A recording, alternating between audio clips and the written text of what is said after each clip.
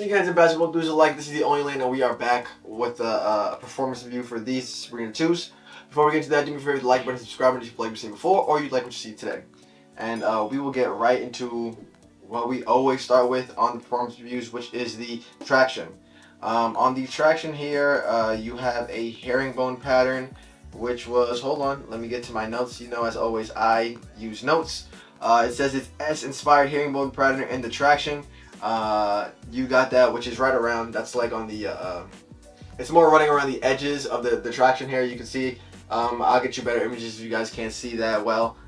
So it's a herringbone in the middle, radial at the bottom, and then you got like that S thing, and then obviously you have what's here, the Nike swoosh in the middle there, and that's kind of hollowed out, so you could hollow it out into the midsole. How the traction performed, I'm gonna be honest, it was, on a good court, it's going to perform very well. On a court that's really dirty, you're going to end up with some inconsistencies. I actually already filmed this, so I can already remember I gave it a 6.5, 7, which means it's not bad. It does perform well. When you do the wiping necessary, it does perform well. You're not going to be slipping and sliding because it's just not a good traction. But it does pick up a good amount of dust. I'm actually looking at the sneaker now, and it is actually fairly dirty, like inside the traction. Like this is the actual traction, and underneath that in the shoe, as if I was stepping on dirt, like you can actually see it dirty. But it wasn't terrible. I'll go to my notes for the exact verbiage here that I used. Court was ass and couldn't grab any traction. That was later into the test. And then I had one where I had 0 issues. What I will say about the traction, and this isn't necessarily a traction problem, this is more of a stability problem on the shoe, it does lack a bit of width, right? I do wish there was a little bit more width on the outsole, because you do get a sort of feeling like you're gonna roll your ankle in the shoe, because what I prefer, and something that I found in like Kyrie's for the most part, is that they'll have an outrigger, which is like when the outsole or the traction pattern will kind of roll up onto the bottom edge of the midsole, and that will help with the rolling of your ankles. Or to me, that's how I feel. I don't know if that's actually factual, but they just weren't wide enough. I did feel like if I made any cuts too hard to the left or the right, like I was gonna roll my ankle. It wasn't something that happened too often, but I did have, I believe it was 2 or 3 instances of that, and I would have preferred it to be a little wider. And this is only in the forefoot area, so I would have preferred it to be a little wider. But besides that, nothing too bad. So moving on up, we can go to the cushioning. For the cushioning, you have a Cushlon 3.0 midsole wrapped inside of a Cushlon foam carrier. It wasn't anything significant, I'm gonna be honest. I have felt Cushlon that's just very, very much more comfortable. There is a Nike Zoom Air unit in the forefoot. I did forget that. But it wasn't anything like significant, I'm gonna be honest.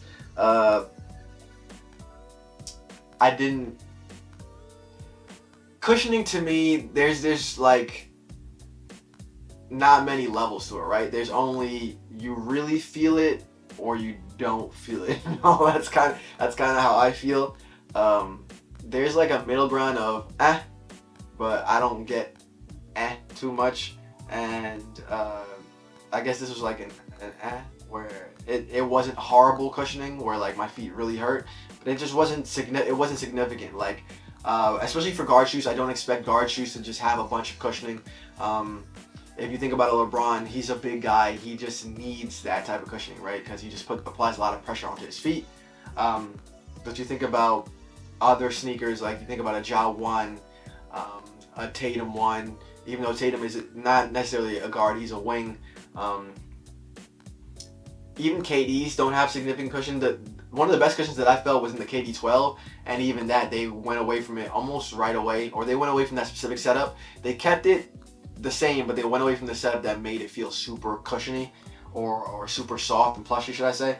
But I don't expect that level of cushioning from a guard shoe. So that's kind of how it feels. It has like a guard feel in regards to cushioning, and that's actually something I'm going to use more, that phrase, a guard feel for cushioning. So it wasn't bad. I didn't have any issues with it. So we can just move right on up into lockdown, which I think is composed of a couple of things, and this is what I always say in every video, just for new viewers. Lockdown is laces and the tongue and the heel cup there. Sometimes material gets involved with lockdown because it could be too tight or it could be too loose. But the lockdown wasn't bad with this sneaker. What I will say is the laces. And usually I don't have lace issues where they'll slip with this type of like cotton material. Usually I get it on like flat laces, and I'll just show you a sneaker here that's flat. These the Jatus. We will get a performance review for these. I'm gonna film that today.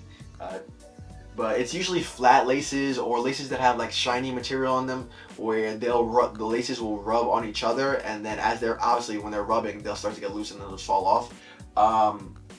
I'm not exactly sure why I had an issue with this, because like I said, this is fairly flat. It's somewhere in between a fat and flat lace, and it doesn't have that material. Like, it is a cotton material, so I'm not sure why, but I had a lot of trouble with the laces. Like, of all the problems, and there's not many, it was the stability and pretty much the laces. It untied a lot. Like, I'll go back to my notes. I like to go back to my notes, like I always say, to give you exact verbiage of what I said here. Let me see if I can find it. I put best performance in them, but goddamn, the laces are a drawback. Had to retire them 5 to 6 times in just 3 games. And then I put new laces will do it. So yeah, and it could just be a colorway thing, you know. With sneaker models, they usually don't keep the same lace. Like, you'll have different colors and sometimes different materials on the laces depending on the colorway. So it could just be this colorway, and I doubt this colorway is still even available. This was, I believe, the first colorway, and I am late on the performance review anyway. So I would say go test it out.